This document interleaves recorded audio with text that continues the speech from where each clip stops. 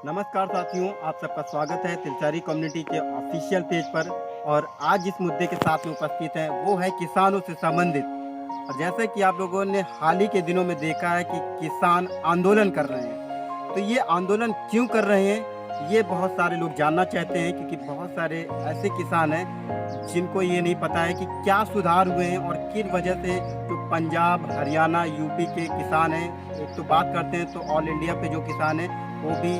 Protest कर रहे हैं और वो अपना अपना योगदान दे रहे हैं जाकर वहाँ पर। लेकिन सवाल ये उठता है कि ये हो क्यों रहा है, इस पर हम यहाँ पर बात करने वाले हैं। तो आप लोगों को दोस्तों बता दें कि हाल ही के दिनों में गवर्नमेंट ने 3 नए बिल लागू किए हैं और इन नए बिलों का संबंध सीधा सा किसानों के साथ है। तो दोस्तों आप लोगों को इन 3 नए बिलों को बताने से पहले, या फिर कहें किसान क्यों इन बिलों के अगेंस्ट प्रोटेस्ट कर रहे हैं, इससे पहले आप लोगों से गुजारिश रहेगी कि इस वीडियो को लास्ट तक देखें और पेज पर नए हैं तो पेज को लाइक ज़रूर करें। अगर यूट्यूब पर देख रहे हैं तो चैनल को सब्सक्राइब जरूर करें और शेयर जरूर करें, क्योंकि बहुत ज़्यादा इंपॉर्टेंट हो जाता है कि जो ज़मीनी मुद्दे हैं, जो किसानों से संबंधित हैं, जो छात्रों से संबंधित है, जो मजदूरों से संबंधित है, वो आप लोगों तक शेयर किया जाए। तो दोस्तों हम लोग बात कर रहे थे कि जो 3 नए बिल लागू किए गए हैं किसानों के संबंध में, उससे किसान असंतुष्ट हैं और इस वजह से वो प्रोटेस्ट कर रहे हैं। लेकिन है क्या ये, तो आप लोग को बता दें दोस्तों 3 नए बिल लागू किए गए थे और ये लागू किए गए थे जून 2020 में। और बड़ी चीज़ ये थी यहाँ पर कि ये जो बिल लाए गए थे वो अध्यादेश जारी करके लाए गए थे। और सबसे बड़ी चीज़ है कि अध्यादेश जो जारी होता है वो आपातकालीन स्थिति में होता है। लेकिन सबसे बड़ी चीज़ यहाँ पर समझने वाली ये है कि ऐसी कौन सी आपातकालीन आ गई थी कि इन्हें अध्यादेश जारी करके इन बिलों को लागू किया गया। फिलहाल वो उस पर हम बाद में बात करेंगे, लेकिन यहाँ पर हम बात करते हैं कि वो 3 नए नियम क्या हैं या फिर क्या है वो 3 नए बिल क्या हैं। तो दोस्तों आप लोगों को बता दें कि एक एक करके हम तीनों ही डिस्क्राइब करेंगे। और सबसे बड़ी चीज़ है कि तीनों बिलों के संबंध में अगर आपका जो भी पॉइंट ऑफ व्यू होता है वो आप कमेंट सेक्शन पर जरूर कमेंट करेंगे। तो पहले हम चलते हैं, जो पहला बिल सरकार ने जारी किया है या फिर क्या दोस्तों लागू किया है, वो दोस्तों आप लोगों को बता दें, हिंदी में भी दोस्तों आपको बता देंगे, लेकिन इससे पहले दोस्तों आप लोगों को इसको पूरा पढ़ के बताते हैं कि the farmers produce trade and commerce bill 2020, जो कि प्रमोशन एंड फैक्लेशन से संबंधित है। इसको अगर हम विस्तार से बात करते हैं इस नियम के, तो इसका कहना सीधा से ये है, इस नियम का सरकार कहती है कि इससे क्या होगा कि किसान जो अपनी फसल करते हैं वो पूरे देश में कहीं पर भी बेच सकते हैं जाकर। पहला पॉइंट ये। और दूसरी चीज़ ये है यहाँ पर कि इससे नई प्राइवेट मंडियाँ भी तैयार की जाएंगी जहाँ पर किसान बेच सकते हैं अपनी फसलों को, जो अपना अनाज बोते हैं वो। और अब बड़ी चीज़ ये उठती है, क्या इससे पहले मंडियाँ नहीं थी? या दोस्तों ऐसा बिल्कुल नहीं है, इससे पहले भी मंडियाँ थी। और अगर आप एक जागरूक किसान हैं या फिर थोड़ा सा भी जानकार हैं तो APMC का नाम सुना होगा। अगर नहीं सुना होगा तो इसको आज हम पूरा बताने वाले हैं। APMC का दोस्तों मतलब होता है एग्रीकल्चर प्रोड्यूस मार्केटिंग कमेटी। इस कमेटी को देश के आज़ाद होने के बाद बनाया गया 1965 में, और 1965 से लेकर 2020 तक ये चली है। और इसमें कुछ नए बिलों को लागू किया गया है। और आपको दोस्तों बता दें APMC के ऑल इंडिया में लगभग 7,000 से भी ज़्यादा मंडियां हैं जहां पर किसान अपनी फसलों को बेचते हैं जाके, ठीक है। और सरकार, हम लोग देहाती भाषा में कहते हैं मंडियाँ, ठीक है ना। और अगर वैसे कहें टेक्निकल लैंग्वेज में तो APMC, ठीक है ना। तो वही चीज़ है दोस्तों। और आपको बता दें कि ये जो 2 इसमें पॉइंट निकल के आया पहले बिल में, ये यही था कि आप कहीं पर भी सेलिंग कर सकते हैं जाके, नई मंडियाँ लागू होंगी जहाँ पर आप बेच सकते हैं। कंपनियाँ होंगी, जैसे कि अगर आप एग्जांपल लें पार्ले का, तो पार्ले को अपना पार्ले बनाने के लिए गेहूँ चाहिए, तो वो भी अपना एक कहीं ना कहीं प्राइवेट मंडी स्टार्ट कर सकती है कि हमें आप यहाँ पर आके गेहूँ बेच सकते हैं या फिर जो भी है उस पर हम बात करेंगे फिलहाल। लेकिन यहाँ पर सबसे बड़ी जो पॉइंट वाली चीज़ है वो ये है कि आज भी हमारे देश में 85% किसान ऐसे हैं जिनके पास में 2 हेक्टेयर से भी कम की ज़मीन है।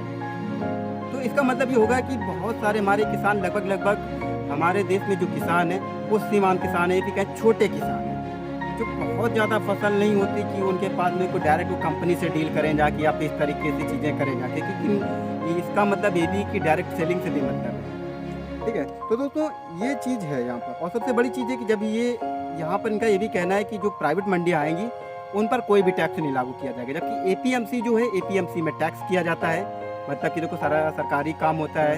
ठीक है ना, तो इसमें टैक्सेस भी होते हैं जिससे स्टेट गवर्नमेंट को राजस्व भी होता है। और बड़ी चीज़ ये है कि स्टेट गवर्नमेंट इससे कहीं ना कहीं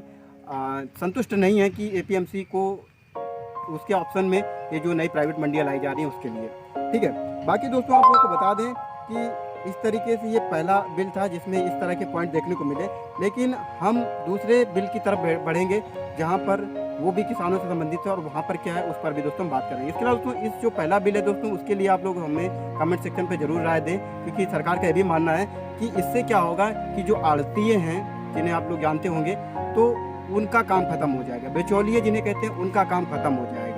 ठीक है, तो सरकार का ये मानना है, लेकिन ये कितना अच्छा होगा ये तो आने वाला समय बताएगा। और ये आप लोग खुद भी समझ सकते हैं कि आज भी हमारे देश का जो किसान है वो कितना जानकार है और वो अपनी फसलों को बेचने के लिए क्या करता है। एक डेटा है एनएसएसओ का कि जो हमारे देश में अगर जितने भी किसान हैं उसका जो 100% किसानों में से अगर हम बात करते हैं तो सिर्फ और सिर्फ 94% ऐसे हैं जो कि क्या कहते हैं प्राइवेट क्या कहते हैं मंडियों में जाते नहीं, एपीएमसी में नहीं जाते हैं ना वो वहाँ पर बेचते हैं जाके, क्योंकि उनको बहुत सारे को जानकारी नहीं। 6% लोगों को एमएसपी मिलती है, एमएसपी के आगे बात करेंगे।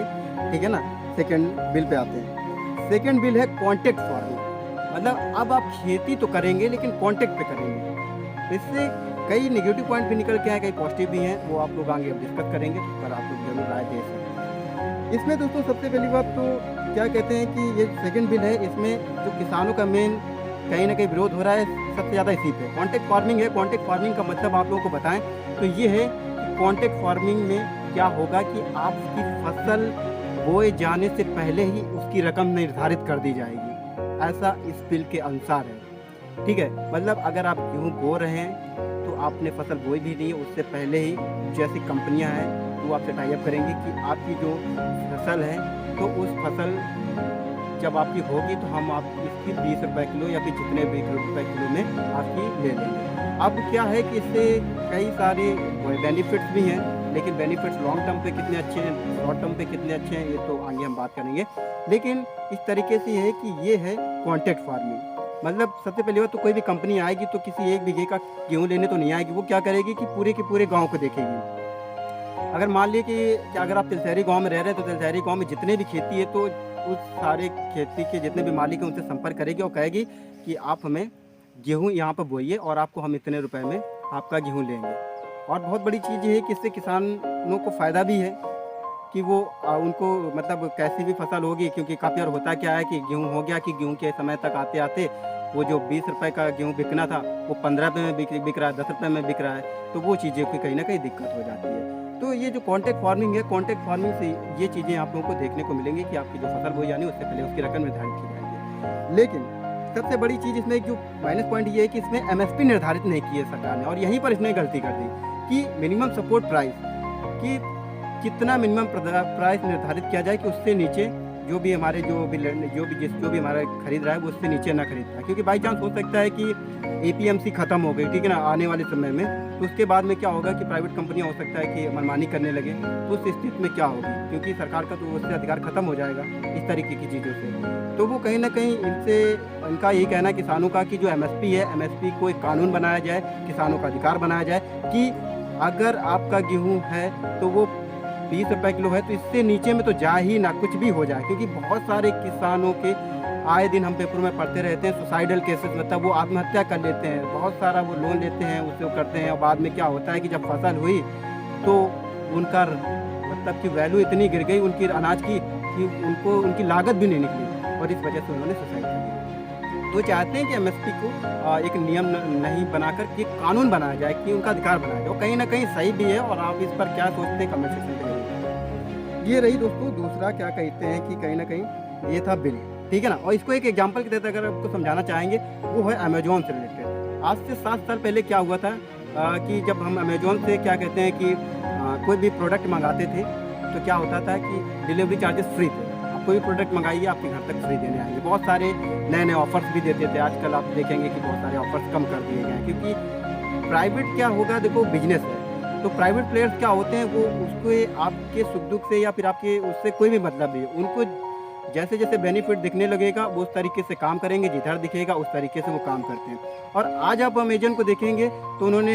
कई जगह पर लिमिट्स लगा दी है कि आपको 500 से अगर नीचे का प्रोडक्ट मंगाते हैं तो उसमें से 40 रुपये या फिर जितने भी रुपए होगा आपका डिलीवरी चार्जेस लेते हैं। तो वो इस तरीके की चीज़ें देखने को मिल सकती हैं। और यही किसानों को भी डर सता रहा है कि ऐसा ना हो कि आने वाले समय में जो कॉन्ट्रैक्ट फार्मिंग है और इस तरीके के रिजल्ट देखने को मिले और वो अपने ही खेत में मजदूर बन के रह जाए। तो इस वजह से भी वो कहीं ना कहीं प्रोटेस्ट कर रहे हैं, और जिसकी वजह से आज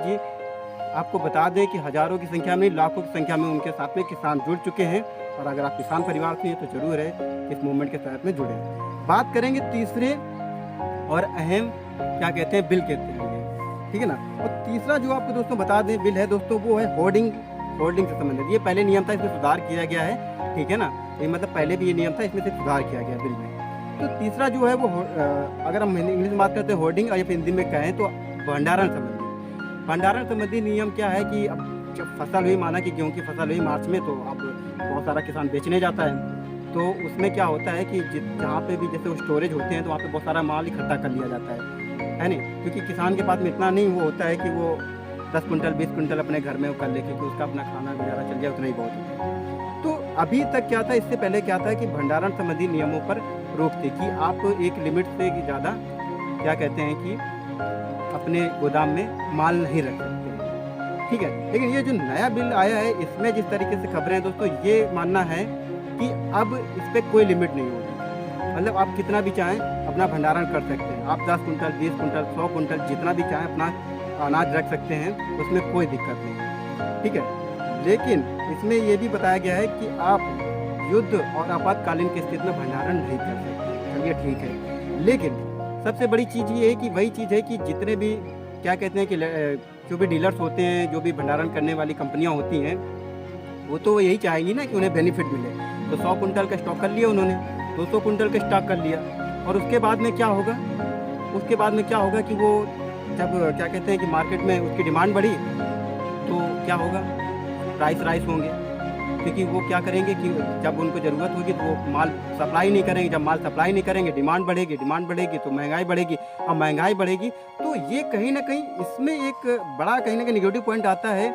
कि जो भंडारण संबंधी नियमों पर ये जो कहीं ना कहीं नया अमेंडमेंट किया गया है, हो सकता है उनका क्या मंशा रही हो, पीछे नहीं मानना, लेकिन जो भंडारण संबंधी नियमों पर ये अमेंडमेंट किया गया है कि कोई भी लिमिट नहीं, इससे कहीं ना कहीं ये जो भंडारण वाली कंपनियां या फिर जो लोग भी करते हैं, इससे वो अपने फ़ायदे के लिए इसका इस्तेमाल कर सकते हैं, और कहीं ना कहीं आने वाले दिनों में इसका एक इफेक्ट देखने को मिल सकता है नेगेटिव टाइप का, इस तरीके की चीज़ें। तो जो तीसरा बिल था ये भी कहीं ना कहीं किसानों से संबंधित ही है, और आप लोग देख सकते हैं ये आम आदमी से भी संबंधित है। तो आप लोगों के क्या इस पर पॉइंट ऑफ व्यू है, ज़रूर इस पर आप कमेंट सेक्शन पे बताइएगा। लेकिन दोस्तों हम फिलहाल आगे बढ़ेंगे MSP मिनिमम सपोर्टिंग प्राइस, जैसे कि हमने आपको बता रखा है कि इस पर ही सबसे ज़्यादा किसान कहीं ना कहीं प्रोटेस्ट कर रहे हैं। और ये जो दोस्तों कहीं ना कहीं ये जो बिल्स आए ये कंपनी के फेवर में ज़्यादा रहे हैं अभी तक, जितनी पूरा इन शॉर्ट में हम लोगों ने देखा है ना। क्योंकि होगा क्या कि जो APMC के बाहर जो मंडियाँ होंगी उन पर कोई टैक्स नहीं होगा, तो हर कोई ज़्यादातर लोग यही चाहते हैं कि हम टैक्स नहीं देना पड़े, है नहीं, टैक्स नहीं देना पड़ेगा कि तो वो वहीं पर बेचेंगे या फिर वो वहीं पर काम कराएंगे। तो ये कहीं ना कहीं कई सारे पॉइंट निकल के आए हैं और इस तरीके से चीज़ें रही हैं, और इसी वजह से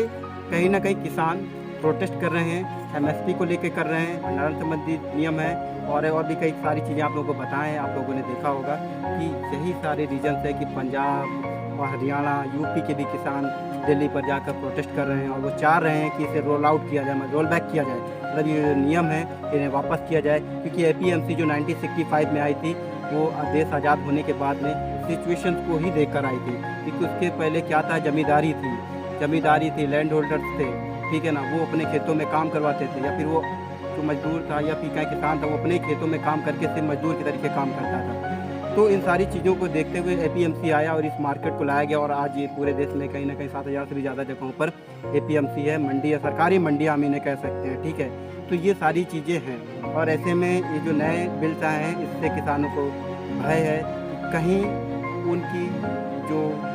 बेचने या फिर क्या उनका जो आने वाले दिनों में है उनके जो अधिकार हैं या फिर जो किसान हैं वो अपने खेत में मजदूर न बन के रह जाए, इस वजह से वो आज प्रोटेस्ट कर रहे हैं, और यही एक बड़ा रीज़न रहा है।